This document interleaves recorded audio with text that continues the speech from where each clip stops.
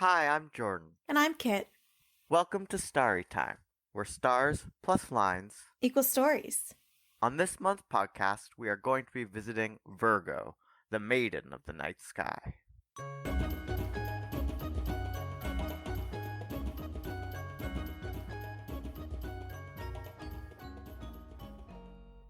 Virgo is the Latin word for maiden or virgin, and it's one of the great Great. 48 constellations identified by Ptolemy in the 2nd century. Virgo is the largest zodiac constellation with an area of 1,294 square degrees, and it is the second largest of all of the 88 constellations recognized by the IAU. Yep, definitely one of the largest, and as such, it accounts for 3% of the total night sky. Whoa. Okay, maybe that's not that impressive sounding, but the smallest zodiac sign is Capricornus, and that sign accounts for just 1% of the total night sky. So the biggest zodiac sign is 3 times the size of the smallest, which is, of course, everyone's favorite sea goat dad, Capricornus, who we met all the way back in episode 1.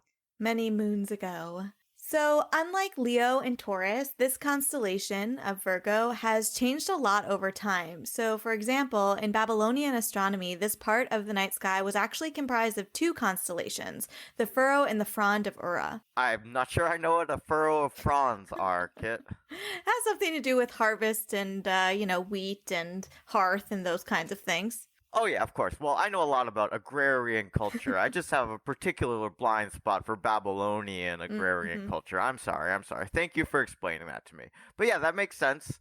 Agriculture, hearth. Definitely, but I guess this ambiguity does beg the question, does this constellation, as designated by the IAU, look like a maiden to you? What do you think, Jordan? Well, my first impressions of this one is it looks a lot like a stick figure. Well, that's good. It looks like a stick figure about to fall down a staircase, or maybe like just about to fall over, like the first panel of a comic strip, and then the next panel we're gonna see them like on the floor going like, "Ow, I can't get up." But yeah, it looked like a pretty human shape. How about you? What were your first impressions?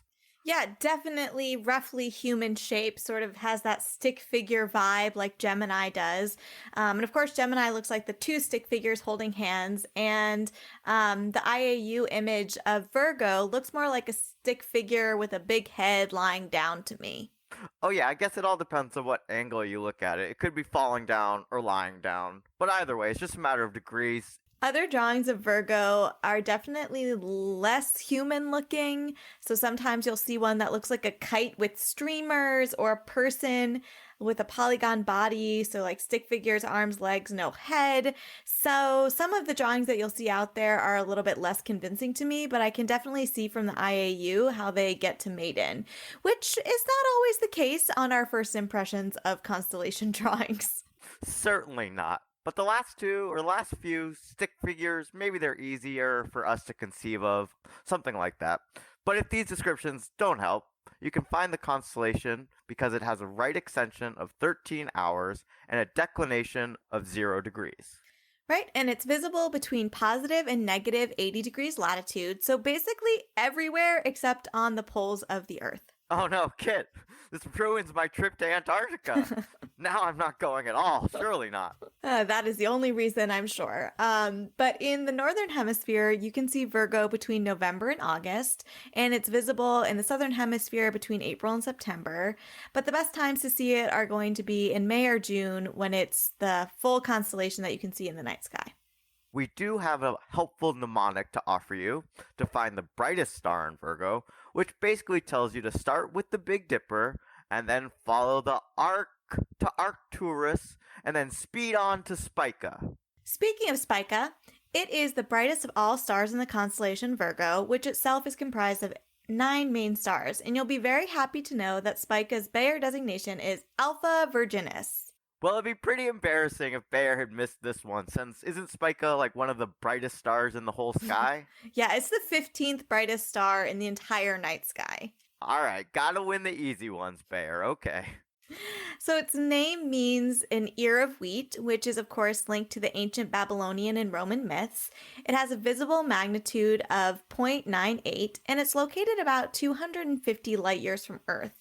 And honestly, there is a lot of cool stuff that we know about this star, and it's because we've been observing it for a long time because it is massive and it is bright. Based on what we know, our telescopes can't resolve this difference, but we know it's a binary star system with components that orbit every 4 days. And astronomers believe this system is actually relatively young. But the really interesting thing that's going on here is that the primary star is currently evolving out of the main sequence, and it's becoming a subgiant slash giant star. It has a mass that's 10 times that of our sun, which means eventually it's going to supernova, making it one of the closest stars to us that's going to supernova. Uh-oh, I don't like the sound of that supernova. And what'd you say? It's 250 light years away? Mm. Couldn't a supernova that impact the Earth? So I had the same question. These are normal things to worry about. But Yes. but NASA says that it would need to be 50 light years from Earth for a supernova to seriously impact Earth. So we're okay. And honestly, even if we weren't, this one won't supernova for millions of years. So we'll be, long, long out of here. Yeah, so it'll be the future life on Earth's problem, whether that be sentient crows or dolphin civilization or whoever is inhabiting our planet at that point. It's their problem. Mm-hmm. Alright, let's move on to something a little less scary and a little bit more familiar, which is our guy Bear failing completely. Which brings us, of course, to the second brightest star in Virgo, not Beta Virginis, but in fact Gamma Virginis, which is also known as Porrima. Porrima is one of the names of the goddess of the future in ancient Rome. She is often discussed with her sister, who was a goddess of the past. So it's fitting that the system is actually a binary star system, which is comprised of two nearly identical main sequence stars. These two stars have an orbital period of almost 169 years. Nice. And together they have a visible magnitude of 2.74. It's estimated that the system is only about 1.14 billion years old. Yeah, so that's a little bit younger than our solar system, which is estimated to be about 4.5 billion years old. A little bit younger. So while we're here, Kit, how do astronomers know how old these systems actually are? I think it's a really good question. And I think it's an especially hard thing to sort of wrap your mind around, especially for systems that are really far away from us. So I did a little bit of research into it, and it seems like there are a few different methods to gauging the age of stars. So the first method uses star clusters. So I remember we learned star clusters are like the things like the Pleiades and the Hyades and Taurus. Exactly. So these are basically regions of stars that all formed at the same time. So of course, like we talked about in the Pleiades, they aren't all the same spectral type, and there's often variation of what those stars look like in star clusters. But the fact that they're all formed at the same time allows astronomers to leverage what we know about stellar evolution to sort of figure out how old the systems are. So they basically look at the mass and luminosity of stars in the cluster, they plot them on the HR diagram that we've talked about a couple of times, and then they kind of get a sense of where the youngest and oldest stars are based on where they fit into the HR diagram, and then they can sort of backtrack from there to figure out when all of those stars were formed. Interesting. Alright, so they take a whole range and then they're able to work backwards from there. Mhm. And of course, we all remember the HR, Hertzen, something, Russell, Herzenberg, Herzenheimer diagram, Mhm. something like that. It's a chart that shows us luminosity and temperature of the star. And it aligns with spectral classes and classifications that we all have learned so far, like main sequence, red giant, white dwarf, and so on. So the Hertzsprung-Russell diagram, but yes, that's exactly a great summary of it. Yeah, I think that's exactly what I said, right? Hertzsprung-Russell diagram. I got it exactly right. This is a pretty common method for star clusters, but what do you do when a star is sort of on its own? A lone star, as they're called. Apparently, this is a lot more difficult, and astronomers have to rely more upon the rotation or the spin of the star. So this is a tricky thing to measure because we can't actually measure it from here on Earth. We need to use pretty advanced space telescopes. And the aging is based on this premise that younger stars spin faster than older stars. Kind of like how old people dance and shake their hips a little bit slower than how younger people dance. Maybe? I feel like any old person dances better than I dance. But just like we're pointing out here, this method is actually a little bit less reliable than the HR sort of plotting approach, because the rate at which stars slow down isn't necessarily linear. So as it gets older and older, the spin doesn't get proportionally slower and slower. So it's a little bit of a tricky thing for astronomers to map onto. And so what they've found is that this idea of looking at spin works best for main sequence stars, because we can compare them to things like our sun and how old our sun is and how it is spinning. And so it makes it easier to make that comparison and to draw a conclusion. Yeah, it's a pretty good reference chart. We have a lot of data on our sun. Yeah, and this approach is called gyrochronology. Gyro just means spin, so it means the age of the spin. Yeah.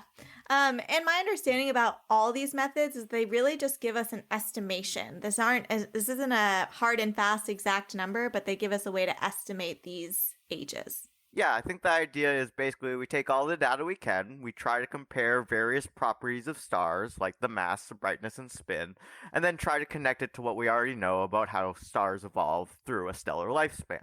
Exactly. And there are some other methods and indicators, but those were the ones that seemed most common during my research. Yeah, and I imagine this is something we'll get better at as time goes on. Mm-hmm. And it does seem like an important question, just in terms of understanding what could happen to our star and even the relationship between these stars and life and how it may exist in other star systems. So we're going to have to know more about when the stars get into this sweet spot that makes life possible. And of course, this will be very vital research going forward. Excellent. So let's talk about the third brightest star of Virgo, which is Epsilon Virginis, also called Vinda Maetrix, from a Latin word meaning grape gatherer or grape harvester. First, I just wanted to say excellent pronunciation, Kit. You've come so far from our first couple episodes. But yeah, okay, grape gatherer, grape harvester. That gives me some real Dionysus energy. Okay. Yes, we're definitely going to see Dionysus in at least one of the myths we talk about. But you will be sad to know that this star is likely a member of the thin disk population of our galaxy, as opposed to the thick disk population. Well, we all know Dionysus prefers a thick disk population, so we might be a little bit offended that we've drawn the connection here, but okay. Yeah, and if you don't know what we're talking about, feel free to check out our episode on Pisces the fish, where we talk about these various kinds of populations in our galaxy. Yeah, do it. It'll be fun. Mm-hmm. So Epsilon Virginis is a giant star. It is 2.6 times the mass of the sun, and it's located about 110 light years from Earth. Its apparent magnitude is positive 2.8. And what's interesting about this star is that its spectrum has been used as a reference point for classification of other stars. Well, now that we've learned about Virgo's brightest stars, a solid 1 out of 3 for our guy Bear, it's time to see what other stars, planets, or space objects can be found in this month's constellation. Stay tuned for our next segment where Kit will tell us what has won her gold star of the month.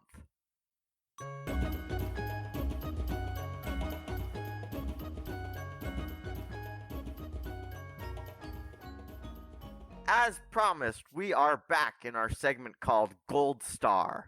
In this segment, we alternate picking the star or space object in our constellation of the month that captures our mind, our heart, and our soul. This month, Kit, you're up. What was your pick? All right, Virgo, giant constellation, as we've already talked about. It has 11 Messier objects, including the very famously named Sombrero Galaxy. Oh, wow, that's right up there with Hamburger Galaxy. Definitely in my top 3. The constellation Virgo also includes the Virgo cluster, which is part of the supercluster of galaxies, which is in our galactic neighborhood. I remember that from your post over on Twitter. You gave us all our galactic address. Yeah, there is some new research that came out about where we fit into the universe. So now we have a longer galactic address than we had before. Yeah, correct me if I'm wrong, but you said we can find ourselves here on planet Earth in the solar system, in the Milky Way galaxy, in the local group Virgo supercluster, in the newly developed larger area that is called the Laniakea galactic supercluster. Yeah, so we got to add on that galactic supercluster to our address. So all this to say is there is a lot of neat stuff to choose from in Virgo. My runner-up, because I'd be remiss not to speak of this, is M87, which is a very, very massive elliptical galaxy. M87 has a supermassive black hole at its center, as most large galaxies do. But what's interesting about this one is that it was the first black hole that we actually got a direct image of. So before we had the image of the supermassive black hole at the center of the Milky Way galaxy, we got a picture of the one in M87 back in April 2017. And this black hole is known by the Hawaiian name Powehi. Interesting. So we only started to get actual hard evidence and pictures of these black holes within the past 5 years. And this is the first one we got. And yet somehow this one didn't win your gold star? What could have possibly won over black hole portraiture? Great question. So my heart and my soul was won over by PSR B1257 plus 12. Very catchy. Very, very catchy. Sure. Yes, very catchy. It is also known as Lich. Wait, it's also known as Lich, like the undead creature? Like a zombie. So it gets even better. So Lich is a pulsar, which is a rapidly spinning neutron star. Right, and for the audience, a neutron star is what happens to really, really massive stars when they die. So after that, they become incredibly small and incredibly dense. Right, so they aren't quite as small and dense as black holes, but they're right in that same family of objects. And just to clarify, not all neutron stars are pulsars, but all pulsars are neutron stars. Ah, classic square rectangle thing going on here. Okay. Right, so basically, neutron stars are all spinning so fast, but we can't always see the sort of jets or radiation beams that are coming out the sides of them. So pulsars are the circumstances where the way that we're oriented towards the neutron star, we can see the radiation beams. So this pulsar is 2,300 light years away from us. And the coolest part about this is that it has 3 exoplanets. Wait, okay, so orbiting around this pulsar, which is a remnant of a dead star? And before we dig into what that is, 2 of these planets, these exoplanets around this pulsar, they were discovered in 1992, making them the first confirmed extrasolar planets we had ever confirmed. Ever. Okay, wow. Alright, so you did wind up going with something that's a complete original, just not the first picture of a black hole. Okay, these are the first ever exoplanets we ever found, and this must have been really surprising to astronomers, considering they probably didn't expect the neutron star to be a habitat where planets would arise, because it's a product of a supernova and all. I mean, I guess I can't imagine that was their first guess. Right, exactly, because there's nothing we could conceive of that could be alive on these planets.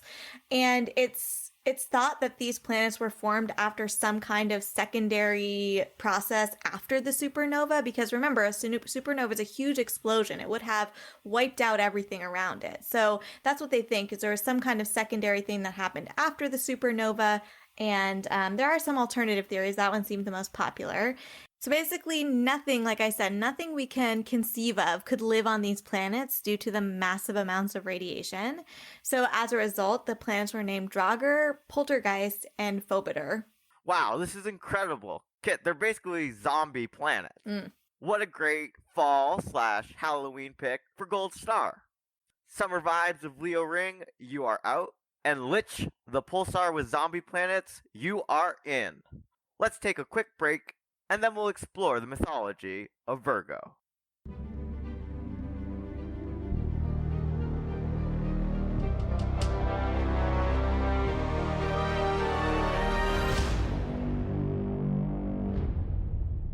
Welcome back. We have talked about Virgo's astronomy, and now it is story time.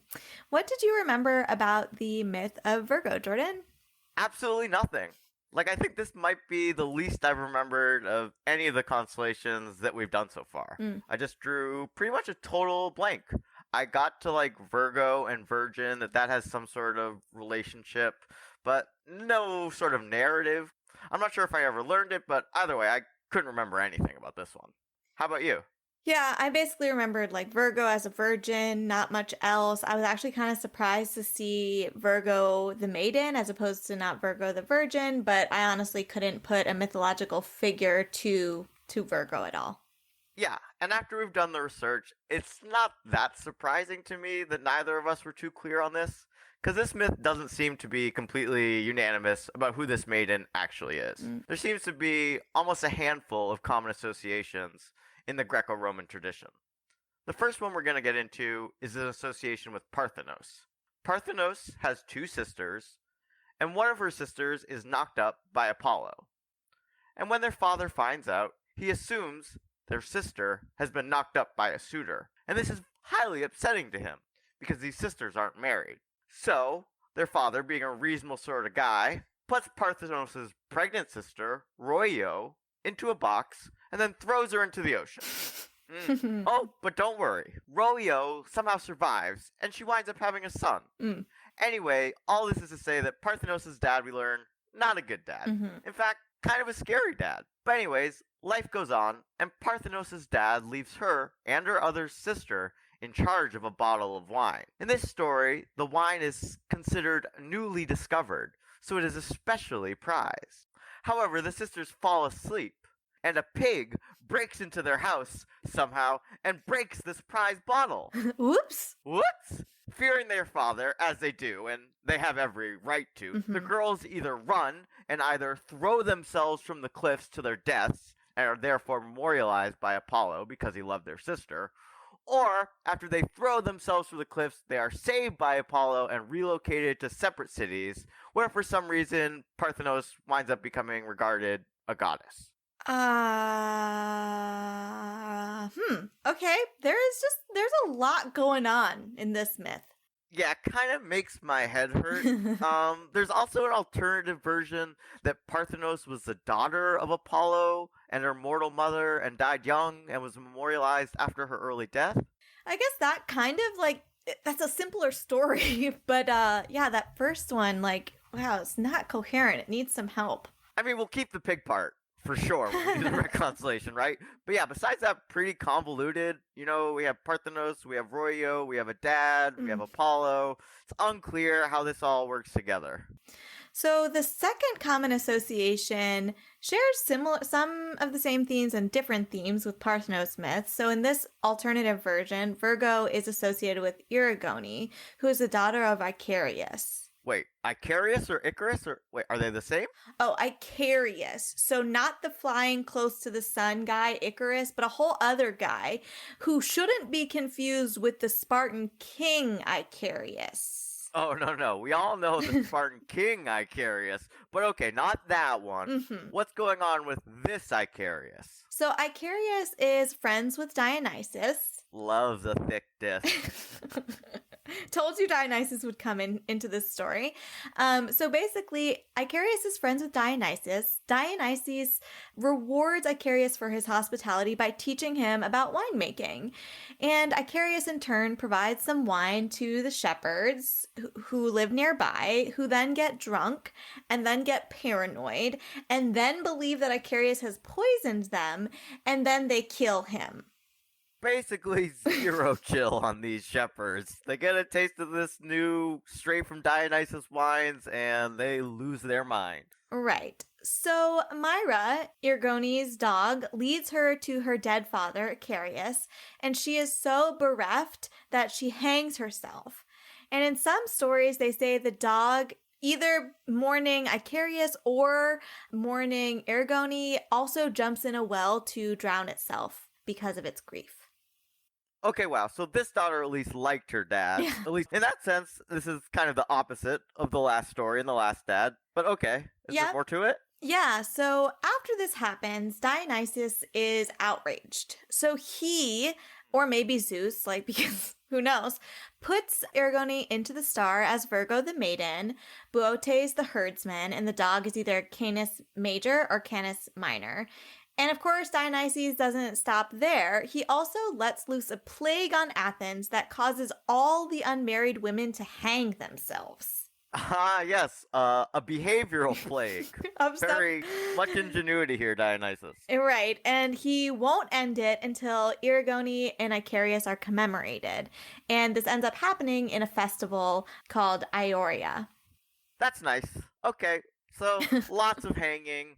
Pretty dark myth again. Mm-hmm. I'm kind of sensing a theme here, if nothing else, between the past two. Mm-hmm. So let's get to the third one, which is relatively well known. Sometimes Virgo is also associated with the goddess Persephone or her mother Demeter. And this story goes something like this. Demeter is the goddess of the harvest, and she has her beloved daughter Persephone. And in the far distant past, they had a peaceful and joyous life. And it was always beautiful in spring/summer weather year round. They were living the life. Until one day, Hades, the god of the underworld, snatches Persephone from the earth and brings her down to the underworld to be his bride. Side note, he has Zeus's permission to do this, by the way. He asks Zeus, he says yes. Thanks, Zeus. Anyhow, heartbroken and not sure where her daughter is, Demeter begins searching the world. And in her devastated state, Demeter basically brings down her wrath upon the world, causing crops to fail and die, which of course leads to a famine. Eventually, Zeus has to interfere and relent, and ask Hades, hey man, my bad, maybe you should return Persephone. Unfortunately, before Hades returns Persephone, he winds up tricking her into eating part of a pomegranate from the underworld. And having eaten this fruit of the underworld, Persephone is then required to return to her captor/husband Hades between 4 to 6 months every year, depending on the narrative or how long your winter is. And the constellation Virgo is associated with her because it was visible in the spring and then seemed to set in the fall. I do definitely remember that myth. I didn't realize that it was associated with Virgo. And in doing our research for today, there's actually some really interesting stuff about Persephone and how people weren't supposed to speak her name and how these goddesses, Persephone and Demeter, are related to these older harvest goddesses. And so, yeah, there's a really rich history there that could probably be its own asterism. And the origins and interconnections of these various deities is actually really interesting. Yeah, and there's a final, somewhat common association with Astraea, who is called the Virgin Goddess of Justice. Wow, that's a title. What if we just introduced each other like that now? We are actually going to hold off on this story because it's also related to the myth of Libra, the scales. So you're just going to have to wait till our next episode to get a deep dive into the Virgin Goddess of Justice. So even though I think this one actually is the cleanest of the Virgo myths, we're going to leave you with these somewhat more convoluted myths so you know the whole story. Yeah, but I do still think there's plenty of things to think about with the myths that we have on the table so far. There's a lot going on. And also it reminds me a bit of our first episode with Capricornus. The myths are pretty distinct, and each one may be serving a slightly different purpose. Yeah, and I think to that end, it might make more sense to tackle them separately, and then maybe we can see at the end how they might fit together if they do. So this isn't the order we told them, but I think the Persephone myth is probably the easiest to interpret and understand, right? This is a classic example of a myth being constructed to explain the natural world. In this case, the changing of the seasons. And the very fact that the number of months she has to spend in the underworld varies could easily be explained by the narrative needing to change depending on where you are in the earth, where's your latitude, etc. Yeah, I think that's a pretty straightforward interpretation. I think that this story has been analyzed with that regard, and it's a good example of this stories to explain nature. And so that one definitely makes sense to me and I think has been discussed pretty widely. It's a pretty popular myth, as we said before. So I want to try to tackle Aragorn's story, and I think at first, when we were first thinking about this and reading this story and talking about it together, I was kind of like, maybe this is something about like drinking and the consequences of drinking. Yeah, that was my first impression too. I mean, that somehow made sense as like a cause and effect, don't drink too much or bad things happen type of narrative. Yeah, but the more that I thought about it, the more I sort of wondered if they were telling this story in part to help us understand grief or to make sense of communal grief in some way. So Irigoni and her loyal dog die in their grief after losing their father. And part of me also kind of wonders, is it grief that's driving her, or what would happen to a woman like Irigoni in this society without a father? Maybe she feels she doesn't have any choices. But what made me think about grief and explaining this behavior, suicide, right, is the fact that Dionysus starts having maidens die in this way, hang themselves in this way. And so it sort of made me wonder if there was some kind of event or series of events that actually happened in the real world in Athens at some time period that required some kind of explanation. So I'm wondering if there's something like that we might be missing that we're not seeing, and this was just a way to explain these really unimaginable deaths of these young unmarried maidens. And so the story also kind of shows us how we cope with grief, right? To memorialize it, create ceremony around that loss, and that's what Dionysus demands in order for the deaths to end. So that's kind of what I was thinking about and wondering about as I tried to sort of think through what was going on in this myth and why they maybe told it. That was an excellent breakdown. I mean, those themes make a lot more sense to me than anything else. And I agree that, like, in the absence of context where this myth arises from, we're kind of left with a lack of clarity and understanding. But like you said, it could very well be that this myth was related to a historical event that we've lost the record of. There could have been a mass hanging, and they tried to explain it after the fact.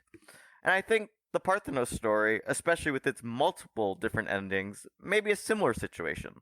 Like Aragon's story, we could connect this back to drinking or wine because of the emphasis on, of course, the special bottle of wine. But I also wasn't that convinced of the perspective. Instead, the experience of Parthenos' sisters may be operating as a reflection of the norms at the time, of course relating to marriage and reproduction. It's not clear why Parthenos' sister survives and isn't in one of the stars. Yeah, I kind of find that compelling, if only because the way the father is constructed is so negative. Like, he's seen as this like villain. Yeah, and I'd be really interested to know when the various versions of these stories emerged, right? Was Parthenos given a happier ending in later retellings or earlier ones? And I think exactly as you said, it seems like in both of these myths, we're missing something contextually important, that maybe it was part of the oral tradition. Maybe it was linked to some actual event. We probably won't ever know, but it seems like there's something missing. So in the end, we have the Demeter-Persephone myth to explain the seasons, and then we have two more myths that seem to be about relatively normalish women. And it seems like these stories are tied together by two things. First, the women involved are deemed innocent by virtue of being unmarried and virginal. And second, they are harmed directly or indirectly by men, whether that's a father or shepherds or Zeus or Dionysus. Yeah, and I do think we should draw attention to the fact that this is the only woman in the zodiac, and she has these particular features, right? These particular features. And this story is such a divergence from the hero narratives we've heard over the last few months.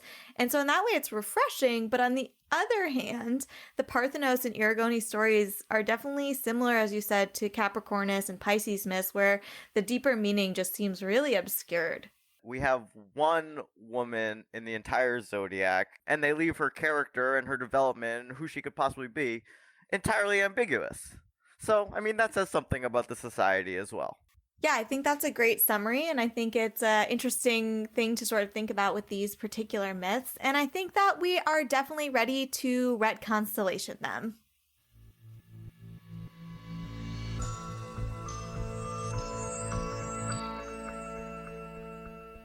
Welcome back to our segment, Retconstellation. In this segment, we look for ways to modernize and deepen the stories of our monthly constellation, as well as to just find ways to make them less cringy. So what was your retconstellation this month, Jordan? What'd you come up with? Well, I think we both avoided the Persephone myth, in part because there's already a lot of really good retcons out there. And maybe less good retcons. I saw a whole section on Goodreads just titled Hades and Persephone romance retellings. So, check that out if you're interested in that. Thank you for the suggestion, Kit, but I don't think I will be checking those out. And I definitely did not try my hand at a Persephone-Hades romance. Instead, I think there's a pretty easy way to modernize and improve this story. So what we need here is a hero narrative. It worked great for some of our other characters, but how do you make a virgin hero? Let's start with a peasant girl, perhaps, growing up in the middle of the country, seeing visions, perhaps, visions of a greater purpose, of being told she may one day lead an army. Perhaps she's the only 12 to 13 to 14 as she's receiving these visions, and yet they're telling her that she will have an important role to play in a global war to come. So what if in these visions she was being told that despite the fact that she is just a maiden, she will in fact be at the front of a large army? Imagine if our virgin is perhaps French, perhaps even fighting for her god, perhaps even instrumental in the defense of her homeland against the incursion of the evil British invaders. Perhaps even our hero could have a name, a simple name, like Joan. Perhaps eventually she could become the heroic spirit of a nation. So my consolation is to suggest everybody take a little deep dive into Joan of Arc. She's out there. The end, very depressing. I'm going to warn you right now.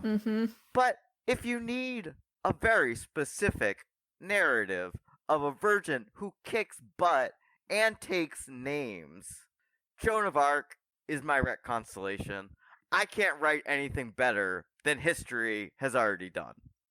Yeah, I knew it was Joan of Arc. I could see it coming.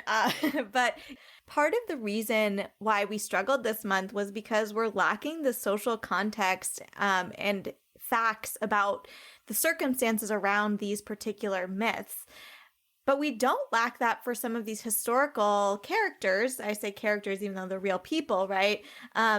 That we have that social context. Why not associate Virgo with somebody like Joan of Arc that has a narrative that's actually, as you said, it's dark like the other Virgo myths, but it has the social context that we understand.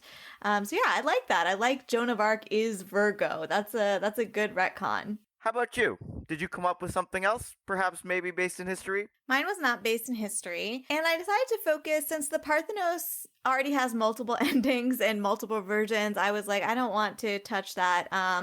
So I focused on the Erigone and Myra myth, her dog. So I kept it kind of simple because there's not a lot to work with in the story. But in my retcon, Erigone and Myra discover Icarius killed by drunken shepherds. And in her grief, Erigone, instead of dying, she seeks out the Amazon queen and begs to be trained as an Amazon warrior. She trains with the Amazons, becomes this incredible warrior, and once she's completed her training, she returns with Myra to her home to confront and pass judgment on the shepherds who killed her father. She finds that they feel no remorse or guilt, and she hears from their daughters, the maidens of the town, how they have continued drinking and have become increasingly more violent.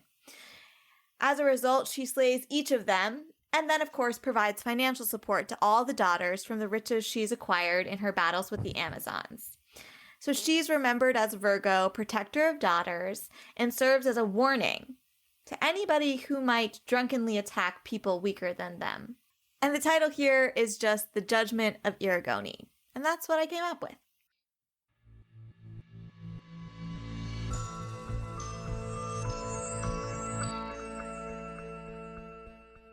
All right, Kit, time to wrap things up by getting a little less serious and a lot sillier in our final segment, Pop Culture Superstars. In this segment, we share our favorite and least favorite occurrences of this month's constellation in pop culture, and then we wish upon a star of what we think should exist. Alright, Kit, for my least favorite, I chose an American hard rock band that goes by the name Virgo's Merlot. They're a band that formed in Birmingham, Alabama, and in Orlando, Florida.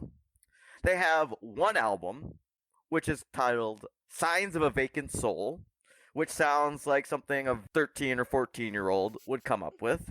And I went onto their Wikipedia page. I didn't give them the benefit of a listen, because the first red flag, of course, was that album title. But when I got to the second red flag, which was that they toured with the band Creed, Mm. and eventually their bassist joined Creed. Mm. That was enough Virgo Merlot for me. So we are lucky that they only have one album gracing the world. How about you, Kit? What did you pick for your least favorite appearance of Virgo in pop culture? So, like you said, not a lot to choose from. And I was also sort of like thinking music related because there's just really not a lot out there. And then I came across something just bizarre. And I don't know what to make of it because it's on Spotify. And so I put in like Virgo to take a peek around. And under genres and moods, there's a playlist titled Virgo Serial Killers. Wow. And- wow. And there's also one called Leo Serial Killers, but none of the other zodiacs we've covered have such a playlist. Interesting. These are made by Spotify themselves, I think- a user on Spotify? I think it's a Spotify created playlist, and it's the playlists have like true crime podcasts, which I assume are about serial killers, and I assume they're about Virgos. And so I didn't like that. I didn't like that there was only ones for Virgo and Leo. That I found I felt it was rude. And I also a little unsettling. A little unsettling, yeah. And I'm also just like kind of a wimp. Like I am very much too scared to listen to or consume any media related to true crime or serial killers. Like, nope, I don't want that. And I'm like, if you're going to make a playlist like this under genres and moods, make one for all of the zodiac signs. So that's why I didn't like it. But I did like a podcast titled The Capricorn Did It, and that one made me laugh, so I liked that. Thank you for bringing this to my attention. Of course, I had not heard of this playlist or these two playlists. I feel, yes, a bit singled out, as do you. But also, like, if you're gonna do a Leo one, just do one Leo one. Don't even give Virgos the benefit of the doubt, right? Just do one Leo serial killer podcast. Let us own it. But having us and Virgo as the only two, yeah, that really rubs me the wrong way. And also, I'm not a big fan of serial killer, true crime stuff either. So if I had come along this playlist, I'm not sure I would have given it a listen either. Great choice. Or should I say, horrible choice for whatever Spotify minion created this. Alright, Kit. So we both searched long and hard to find our least favorite. Do you want to start? Maybe you can tell me your most favorite first, and then I'll tell you mine? Yes. Okay. So, again, not a lot to choose from, so I had to do a deep dive. And what I found is a video game that is called Virgo versus the Zodiac. Virgo. Whoa. Yes. So Virgo is the Holy Queen. She has her friends Gingerbread Man the Cookie, Spica the Royal Servant, and a witch-looking lady who is called the Masked Lady. And their job is to dethrone the evil Zodiacs. And the animation is adorable. It's like a pixel graphics RPG game. It looks really cute. It got really good reviews based on what I was looking at. I haven't played it, but I love it, and I think it's beautiful. And I like the Spica shout out. Yeah, they're connecting it to the constellation. Yeah, well done. Virgo versus the Zodiac. Yeah. Well, I mean, she is the only woman in the whole Zodiac, so I could see how maybe she felt like there's an adversarial relationship here based upon everything we know about the Virgo myths that already exist. Exactly. She was starting to get a little paranoid about the rest of the Zodiac ganging up on her. I would not be surprised. Right. So my most favorite, and it's a stretch to call it pop cultural, is the Virgo moth, which is a member of the owlet moth family, which is called Noctuidae. And I chose it just because the idea of an owlet moth combining a baby owl and a moth was one of the cutest things that I could think of. My gosh, I'm looking at a picture of the virgin tiger moth, which is one of these types of moths, the genus Virgo, and they're really cool looking. Oh, we might need like a creature corner asterism about these moths. Are so cool. It also kind of fits with our autumn spooky posting vibe, Mhm. moss, creatures of the night. So yeah, that was my favorite appearance. And maybe we need more moths in pop Mhm. culture. Maybe Yeah. that's the main takeaway here. Video games are great, playlists are great, music albums are great, but maybe it's time for some more moth representation. I'm not sure. So why don't we get into what we wished for? What are you doing with the Virgo branding? Excellent. So this one took me a long time to come up with, Mm. and you would think all that time would lead to a better answer. Not necessarily. But I did, start going back into the encyclopedia, and I started seeing, of course, all these references to agriculture and how Mhm. Virgo, used to be the god of wheat and the god of grain. And so I was thinking about wheat and grain. That made me think maybe we could have some type of cereal. Mm. Maybe Virgo O's. Maybe a competitor Oh. to Cheerios. Why not Perhaps it could why, be even a gourmet. why not just Virgos? That struck me as well. I hadn't Okay. decided which one was better, but that's why we do this podcast. We'll have to vote. So either Virgos or Uh-huh. Virgo O's. Uh-huh. And I had a few ideas here. Of course, maybe it would be like fancy, like Whole Foods, Mhm. Cheerios. Maybe there's a gourmet Virgo line there that Mhm. people are waiting for. That's really good. I like that. Wow. I'm You just have to imagine me walking around today thinking of Virgos and Cheerios and Virgos and Cheerios in a rapid loop. And that's what I wish for, I guess. Yep. How about you? I'm sure your idea is equally creative. Yeah, What's your Virgo branding that you wish existed? I also struggled with this one. I'm not sure why it was really hard, but for some reason it was. But what I ended up coming up with, and once I came up with it, I stopped thinking about it because I brainstormed for a while, really struggled. So I came up with Virgo Vacations. It is Whoa, okay. a specialty travel agency that plans longer term travels for the winter months. So you go to Virgo Vacations. They help get you set up for a sort of like a snowbird scenario where you just leave winter behind wherever it Excellent. is you live, and they coordinate everything. They make sure you have everything you need for the whole winter, in some place that's less cold and less wintry. So yeah, Virgo Vacations. That's what I came up with. It's got great alliteration, Hmm. Hmm. and it serves a real need. Hmm. And also, I'd just like to point out that both my choice last month of the Leo Sleep Chamber Hmm. and your Virgo Vacations are things we wish existed that helped us avoid winter. Yep, I think that So we are Leos. I So think the seasons are turning. Between Virgo Vacations and Virgo's cereal, it's only a matter of time before one of our wishes come true.